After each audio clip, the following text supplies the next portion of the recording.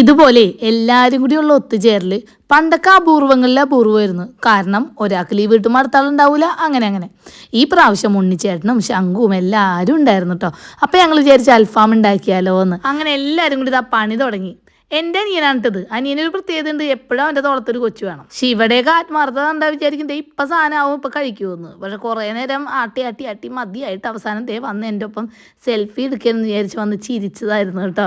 ശരിക്കും പറഞ്ഞാൽ നമ്മൾ കടയിൽ നിന്നൊക്കെ മേടിക്കുന്നേക്കാൾ നല്ല ബൊമ്പൻ ടേസ്റ്റാണ് നമ്മൾ വീട്ടിൽ തന്നെ ഉണ്ടാക്കുമ്പോൾ. അപ്പം എല്ലാവരും ഭയങ്കര ആകാംക്ഷയോടുകൂടി ഇതിനു വേണ്ടി വെയിറ്റ് ചെയ്തിരിക്കുകയായിരുന്നു.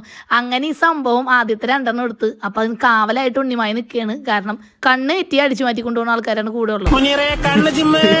അങ്ങനെ എല്ലാരും കഴിച്ചിട്ടാ വയറ് നിറച്ച് കഴിക്കാൻ പറ്റി. അല്ലെങ്കിൽ ഒരു കഷ്ണമൊക്കെ മേടിച്ച് അവിടെ ഒടുക്കത്തെ ഇടിയാ.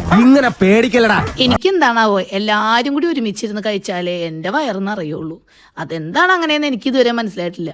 ഞങ്ങൾ ഒറ്റക്കൊക്കെ പുറത്തു പോയി കഴിക്കുമ്പോൾ എനിക്ക് വല്ലാത്ത എന്തോ മിസ്സിങ്ങാ തോന്നണത്. അപ്പോൾ ഇത്ര ഉള്ള വീഡിയോ. അപ്പോൾ അടുത്ത വീഡിയോ ആയിട്ട് വരാം. അതുവരെ ബൈ. എന്തായാലും കഴിച്ചു തീർക്കട്ടെ.